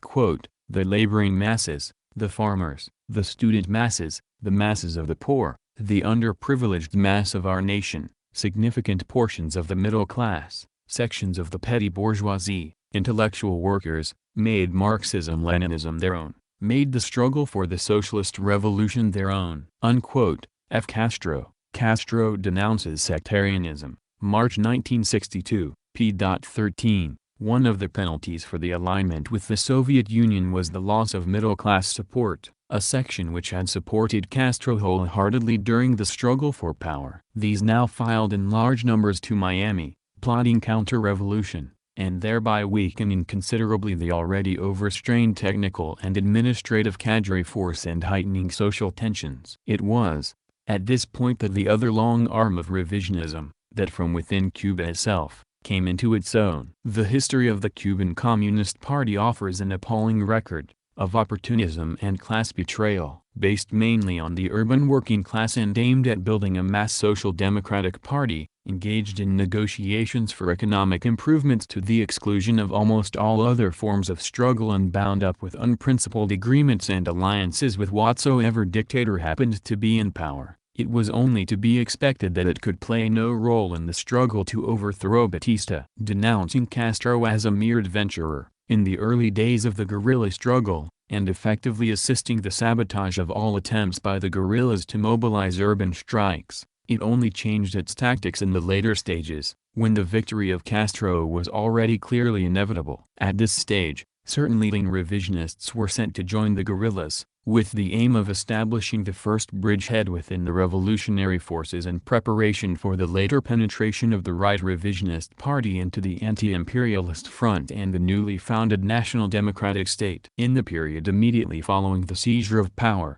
the clear anti-communist content of the half-hearted national democratic revolution which was spontaneously developing, effectively blocked the entrance of careerist-minded revisionist party members into positions of influence in the state. But this situation changed radically when apathy began to strike the middle class and comprador-orientated bourgeoisie after the confiscation of their property and the establishment of the open alliance with the Soviet Union, and especially after significant numbers of these strata had begun to desert to the Florida mainland. In the chaos of Castro's spontaneously developing revolution, the tried and tested organization men of the revisionist party were drafted in large numbers in an effort to stem the growing confusion and pull together the basis of a workable economic and political system. Matters which Castro had formerly considered could be left to merge spontaneously with the passage of time. Thus arose the third of Castro's dilemmas. He had given up the political initiative almost completely. The revisionists, always intent on mere political questions, as Debray spurningly pointed out, had after all played one better than the child of spontaneity, Castro. The price Castro had to pay for a viable political and administrative apparatus was the achievement by the right revisionists of an increasingly dominant role in party and state, despite their history of betrayal during the struggles leading to the overthrow of Batista. Through a combination of external pressure from the Soviet Union, including economic blackmail, and internal penetration by the agents of Soviet revisionism, the indigenous revisionist leaders, Castro and his old guard of insurrectionists were gradually outmaneuvered and sewn up in a web of inexorable dependence and commitment. No doubt, this was to the horror of the existentialist coterie of sun-seekers of the Sartre ilk who had seen in the Cuban development the embodiment of their ideas about a liberal spontaneous revolution giving birth to an anarchistic utopia around which they could spin the subject matter for countless bestsellers. The merciless straitjacket of unequal colonial-type economic relations, together with the necessity for a heavy defense program in the face of the increasingly aggressive posture of U.S. imperialism in the period prior to the 1962 crisis, represented further pressures inexorably pushing Cuba into dependence on the Soviet Union. The ominous features of the limited crop economy had once again begun to dominate economic development. The political counterpart of this situation of dependence expressed the reciprocal need of the Soviet revisionist world center to explain the obvious contradiction of a successful armed revolution taking place in an epoch the main feature of which was allegedly the peaceful coexistence of states with differing social systems. This was reflected in the corresponding determination of the Cuban right revisionist party leadership to build and maintain the myth of Cuba as an example of peaceful transition in line with the precepts of the Khrushchevite international program as laid down by the infamous 20th Congress report. Quote, "It was precisely in conditions of peaceful coexistence between states with different social systems that the socialist revolution triumphed in Cuba." Unquote. Letter of CC of CPSU to CC of CCP, March 30, 1963. Foreign Languages Press, Peking, 1965. p. 507. From the crisis of 1962, the startling duplicity of Castro in adopting his new subservient position was revealed. Castro, who was later to announce demagogically, quote, "We will never make ideological concessions, and we will maintain an unyielding Marxist-Leninist position." Unquote. F. Castro, This Is Our Line, Havana, 1963, p. 79. Then begins Castro's remarkable history of bear hugs with the chief spokesman of modern revisionism, followed by denunciations of those same spokesmen. Of his statements supporting peaceful struggle, followed by statements supporting armed struggle. And his steadily increasing subservient role assisting the propaganda line of the Soviet revisionists in the Great Debate, with the deceptively principled contention that division in the face of the enemy was never a revolutionary or intelligent strategy.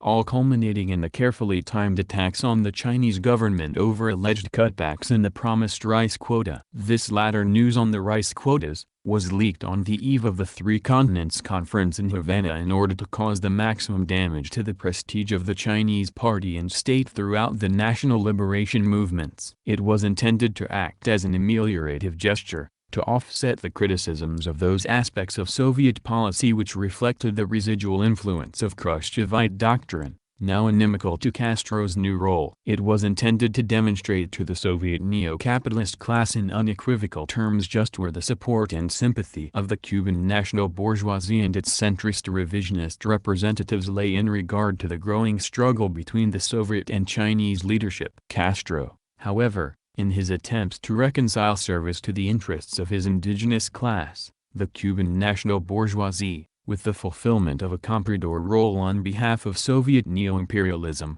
has often proved a difficult and demanding pawn. Castro has sought to retain as an essential ingredient of his centrist revisionist position, the right to criticism of Soviet policies wherever these tended to conflict with the long-term aims of the Cuban national bourgeoisie. The Guevara adventure in Bolivia thus represented an attempt to raise the bargaining counter of the Cuban national bourgeoisie with Soviet right revisionism, and its failure merely confirming the inadequacy of leftist methods of struggle and the superiority of the centrist revisionist disguise. In almost all cases, the crux of these Castroite and Guevarist criticisms has been those aspects of Soviet policy reflecting the continuation of a Khrushchevite stance towards U.S. imperialism or its comprador puppets in Latin America. However, the necessity which the Castro leadership feels for the military and economic protection which the Soviet Union alone can provide against U.S. threats of aggression compels them to lend their support to every fundamental policy statement and action of the Soviet leadership,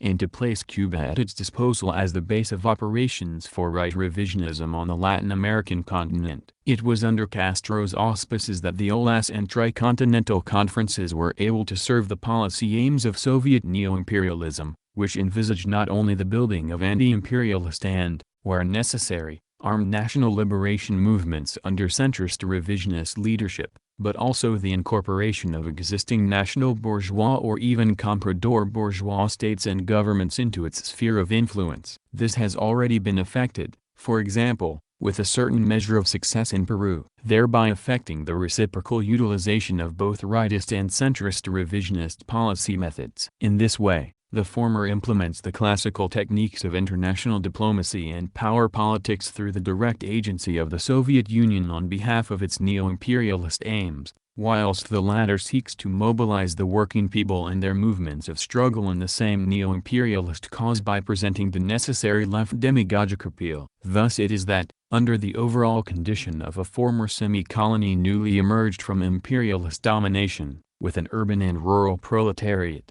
laboring peasantry and urban petty bourgeoisie, amongst which revolutionary feeling is at a high level. Any national capitalist class attempting to build a viable system of state capitalism can only hold out for itself any prospect of success provided that it can utilize to some degree the ideological strength and power for conviction and mobilization of proletarian ideology and organization of Marxism-Leninism. This type of social development may be characterized in general terms as the demagogic abuse of the international working class and communist movement, of its worldview, Marxism-Leninism, and of its organized strength and influence in order to bend them to the service of the enemies of the working class and socialism, amongst which the national capitalist classes of colonial-type countries emerging from imperialist domination must ultimately be placed. Whatever class alliances may appertain in the period of the National Democratic Revolution. In this light, the case of Cuba illustrates with convincing clarity an example of the harnessing of the potential or actual forces of the socialist revolution. The exploited and oppressed proletariat, poor peasantry and urban petty bourgeoisie, to the task of establishing not the socialist system under the democratic dictatorship of the proletariat, but a system of centralized state capitalism of a bureaucratic and comprador type under the dictatorship, albeit concealed by demagogic left phraseology, of the national bourgeoisie, and under the conditions of intensified class struggle and heightened inter-imperialist competition typical of the contemporary advanced stage, the disintegration of the imperialist world system. Conclusion: the collaboration between centrist and right revisionism, which forms the predominant basis of policy amongst a majority of communist parties of Latin America, with the Communist Party of Cuba acting as a comprador-type overseer on behalf of the Soviet Union, reflects the unsuitability of a pure left revisionism as an ideological mask enabling the national bourgeoisie to gain control of the national democratic revolutions and to determine their development and the class composition of their forces in their own class interest, in at least the majority of states concerned and under the objective conditions as they have shaped themselves up till the present time. Left revisionism tends to find the appropriate objective conditions for its application and a fertile subjective ground for its dissemination and growth primarily in national and political terrains in which not only the objective conditions for the onset of the national democratic revolution are present. This in itself is also a feature of the situation in many American states, but also where militant and politically conscious working class and a more or less powerful Marxist-Leninist vanguard are, or at the least have been in the past, to some degree in control of the revolutionary process of at least participants in it. In view of the progressive undermining and final liquidation of the world communist movement through modern revisionism since approximately 1943-45, the presence of such features in a national democratic revolutionary movement in a colonial or semi-colonial country since World War II, in spite of a majority of the leadership having long since fallen into the hands of left revisionists, must be attributed to the persisting influence of the Communist International and the continuing presence in the leadership of the leading cadres trained by it during the period prior to World War II. These features are, of course, typical of the development of the Chinese Revolution and of the Communist Party of China. They are almost totally absent from the histories of the national liberation and working class movements of the Latin American states and their communist parties. Where, however, such a Marxist-Leninist leadership, or at least a Marxist-Leninist contingent within a left revisionist-led party and movement, is present, its defeat and dismemberment is clearly an absolutely prime necessity if the national bourgeoisie is to succeed in its aim of wresting the leadership out of the hands of the Marxist-Leninists and of consolidating it in the sole hands of their revisionist representatives. The fact that, in Cuba itself, no Marxist-Leninist party, or even a Marxist-Leninist contingent within the leadership of the party, was present requiring ideological penetration, dismemberment and capture, in order to transform that party as a whole into a tool of national bourgeois aims and aspirations, rendered it easier for the petty bourgeois representatives of the national bourgeoisie to control the direction. It rendered it possible for the petty bourgeois representatives of the national bourgeoisie to win victory in the national democratic revolution by purely military means, without the fusion of political and military forms of struggle and without a political party and an organizational center for the mobilization of the masses, through the sole agency of a small elitist guerrilla force of predominantly petty bourgeois composition. is also symptomatic of the objective conditions and subjective characteristics of the movements of the oppressed in at least the smaller and weaker states of the Latin American continental mainland. In spite of the many features specific and peculiar to it, the Cuban Revolution,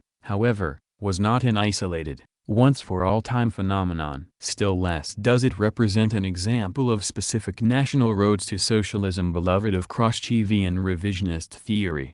It took place and won victory, on the contrary, precisely within the general context of, quote, a world pre-revolutionary situation. As in all pre-revolutionary situations, the primary aim of the class struggles, including national liberation struggles, now beginning to unfold on a worldwide front between the world proletarian forces and the imperialist bourgeoisie, is a struggle to determine which of these two fundamentally opposed world-class forces shall win the allegiance of the intermediate exploited and oppressed classes and strata, of which the most significant are the peasant masses of the colonial periphery of imperialism and the petty bourgeois and professional middle strata in the developed imperialist countries which are undergoing a process of intensified proletarianization, and so to achieve on behalf of its class interest the decisive strategic advantage in the coming final stages of the world proletarian socialist revolution. Unquote. Programmatic Manifesto of the Marxist-Leninist Organization of Britain.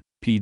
22, the upsurge of national liberation struggles and national democratic revolutions in the colonial and semi-colonial lands, including those of Latin America, forms one of the most prominent features in the process of disintegration of the world imperialist system at the present stage in the development of the general crisis of capitalism. It is they which are contributing directly to the process of disintegration of the established imperialist power groups and to the breakup of the existing inter-imperialist balance of power, and which are effectively assisting in the formation of new imperialist-type power groups and a new inter-imperialist balance of power centered around the entry of a new neo-imperialist or state-capitalist nations, primarily the Soviet Union, but including, at a lower stage of capitalist development, China and India, the total population resources of which alone amount to some 1,400 millions, into the already saturated capitalist world market. As far as the future development of the world proletarian socialist revolution is concerned, the crucial issue confronting the national liberation movements at the present time is, however, the issue of which class shall lead the revolution, the national bourgeoisie or the working class. On the outcome of this issue depends the solution to the question, of absolutely fundamental significance, as to, quote, whether or not the working people of the developing nations at present fighting for their liberation from imperialist colonial enslavement, for national independence and democratic rights and liberties, will succeed in bypassing the perspective of a more or less protracted period of capitalist development and will succeed in establishing new socialist states under the democratic dictatorship of the proletariat. Unquote. Such a victory for the world proletarian socialist revolution would so weaken the already intolerably unstable and crisis-ridden world capitalist system as to render its continued operation virtually impossible. Alternatively, on the other hand, the victory of the national democratic revolution in the colonial-type lands would merely lead to the establishment of new independent capitalist states which will thus provide a sorely needed extension to the total area and resources of the world capitalist system and so give it a new lease of life. This latter has already taken place in a whole number of formerly colonial or semi-colonial lands since the end of World War II, including People's China, India, Egypt and, of course, Cuba. The entire evidence provided by the experience of the new features in the development of the world proletarian socialist revolution since World War II indicates strongly that only when the working class movements in the developed countries join with the working peoples of the colonial-type lands to form a common worldwide anti-imperialist front, only when powerful and influential Marxist-Leninist parties, capable of securing leadership over the entire revolutionary process in both types of countries have been built and are able to wield that decisive ideological and political initiative and influence which can ensure the leading role being fulfilled by the working class in both strategic world sectors, and so laying the basis for the uninterrupted transition of the national democratic to the socialist revolution in the colonial-type lands and for the victory of the latter in both, and, finally, Only when the world Marxist-Leninist leadership of the world proletarian socialist revolution has developed to a point where a mighty Marxist-Leninist international is forged capable of uniting, integrating and directing the revolutionary struggles in both world sectors against the common imperialist class enemy, of elaborating a world strategic and tactical program of general offensive on all fronts and in all sectors based on advanced scientific theory. Then, and only then, will it be possible for the working people of any one sector, in the developed or the underdeveloped lands, to advance to the victory of the socialist revolution and so to bring the epoch of capitalism to its close and to commence anew, and on an infinitely higher level than previously, the epoch of worldwide socialist construction. For the present, therefore, and until such time as the revolutionary proletariat in both the developed and the colonial type lands, realize the primary and indispensable tasks of revolutionary leadership and organization, particularly as regards the building of the Marxist-Leninist vanguard, the predominant influence in the national democratic movements in the underdeveloped colonial world sector is likely to remain in the hands of the national bourgeoisie and its petty bourgeois revisionist representatives. But each and every such instance of a national arena of capitalist development being opened up, under the conditions of a congested and saturated capitalist world market, merely serves, in the longer or perhaps the shorter run, to add new components of mounting contradiction to the already unstable situation in the world capitalist system. The monopoly capitalists of the developed imperialist countries, faced with the shrinking of the relative size and resources of the colonial sector relative to the developed sector, are attempting to obtain a significant intensification of the rate of exploitation in both the colonial areas that remain and, in an effort to offset the inevitable decline in super-profits, in the developed countries themselves. Only provided that Marxist-Leninist vanguard parties are built in both the developed and the colonially subjugated sectors of the world will this intensification of exploitation and oppression result in a qualitative raising of the level of class militancy and capacity for struggle of the working masses, to their revolutionization. In other circumstances, including those at present appertaining in which the leading influence is fulfilled by social democratic and right revisionist representatives of monopoly capital in the developed countries and by a combination of right, centrist and left revisionist representatives of the national or the comprador bourgeoisie in the colonial type countries,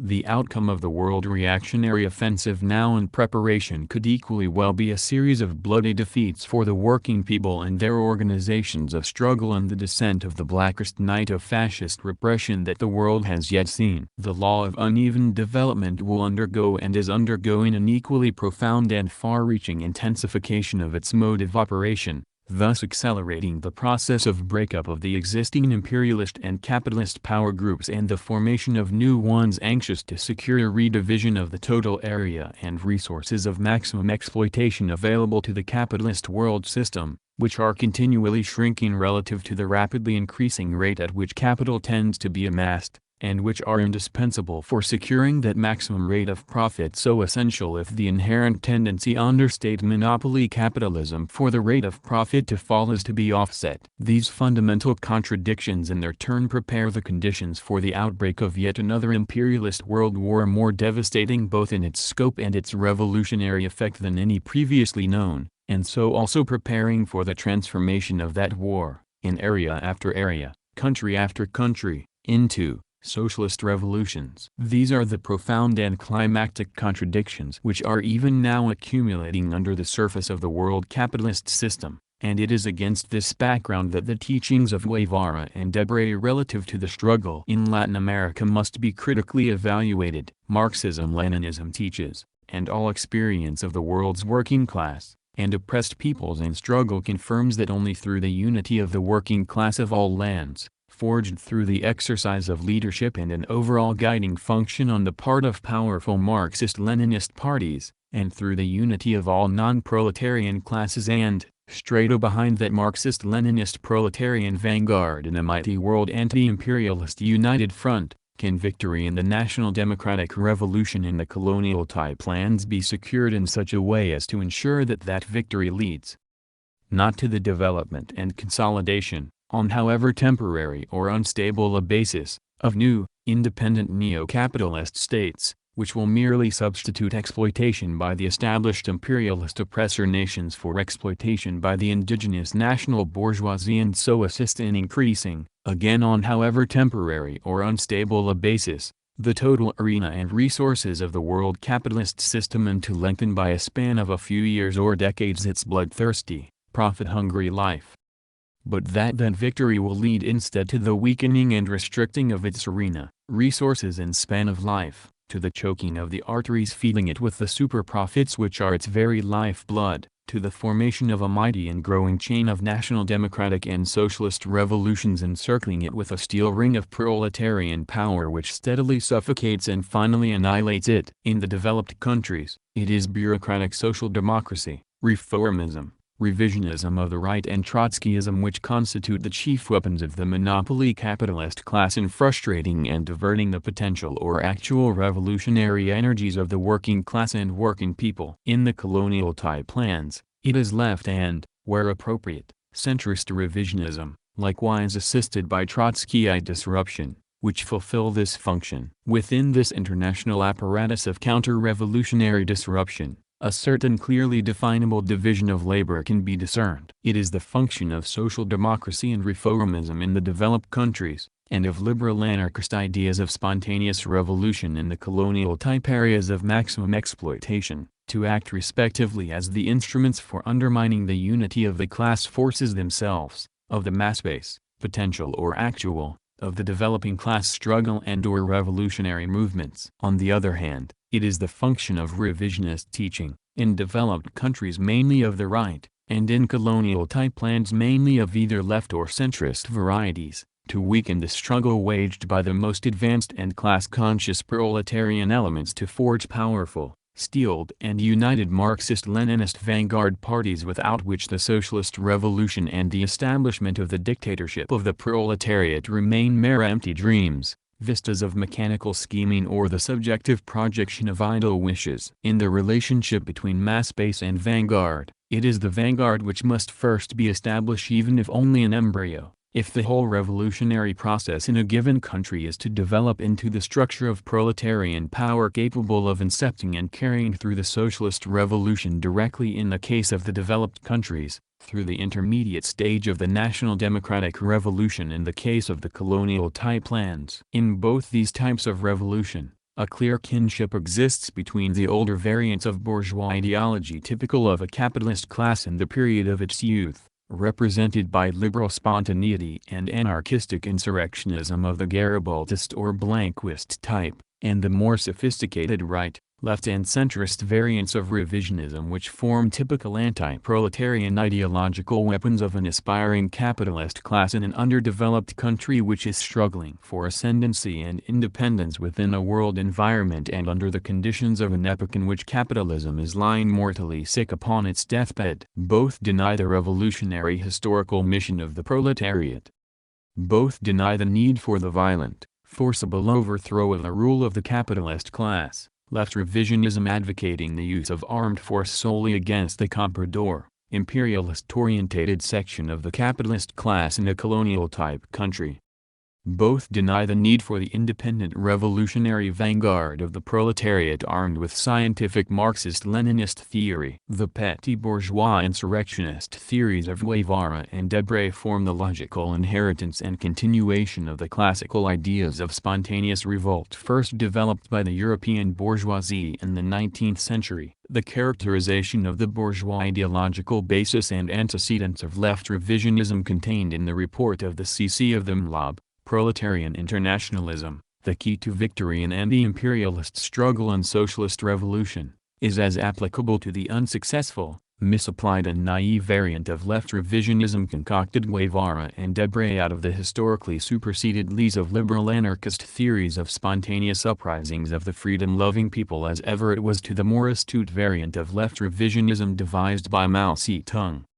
Quote, "When we consider the development of the bourgeois democratic revolution in Europe, we find that the petty bourgeoisie played a generally analogous role to the one it later came to play in the colonial national democratic revolutions of the epoch of imperialism. The prime need of the capitalist class, ed. was to hold in check the independent revolutionary class aspirations of the proletariat, and to harness its energies to the task of the bourgeois democratic revolution whilst simultaneously preventing them from leading to the fulfillment of the revolutionary aim of socialism and the dictatorship of the proletariat. In all the developing capitalist nations of Europe to which the bourgeois democratic revolution spread in 1848–9, therefore, the leading role was played by bourgeois or petty bourgeois leaders. Leftist phraseology and the rabble-rousing slogans of anarchism are always and everywhere the essential disguise of rightism, of policies designed to assist and strengthen the class position and forces of the capitalist class in the face of the growing or potential offensive of the proletariat.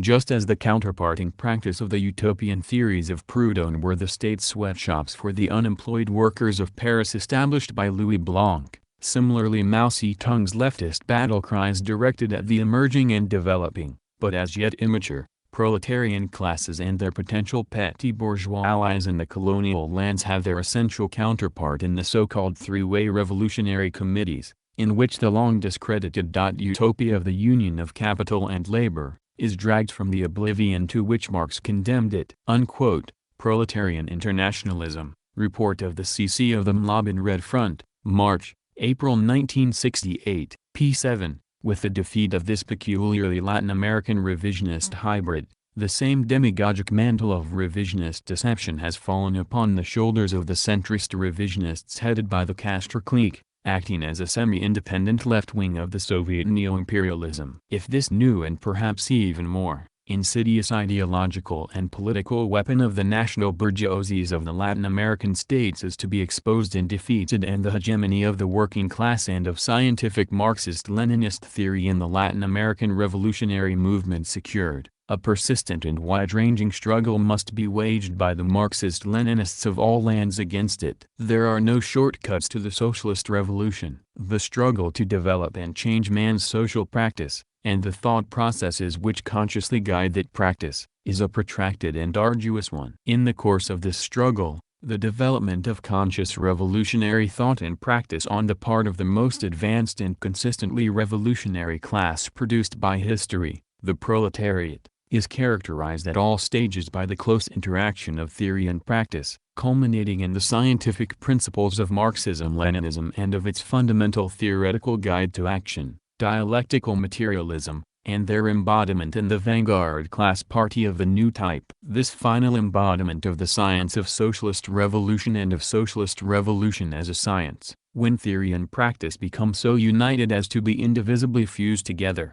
is precisely what the social scientists of the bourgeoisie are most concerned to frustrate and disrupt by whatever means they find to hand, inherited from the theories and practice of pre-scientific utopian or reformist schools. And amongst these modern mystical schoolmen of piecemeal reform or spontaneous revolt must be included not only such representatives of the right as Khrushchev, Togliatti or Galen, but also such leftist figures as Debray, Guevara, and Castro. The struggle to build the vanguard Leninist party of the proletariat involves such tasks as the inner movement struggle within the revisionist and reformist parties and organizations, work amongst all sectors of the working population to win them for a common front of struggle, actions at the most basic level to build militant, class-orientated organizations where previously none existed, the achievement of a correct balance between legal and illegal, armed and political, forms of struggle, and so on. At every level, the process is an extremely complex and many-sided one. It is a test which only those who genuinely uphold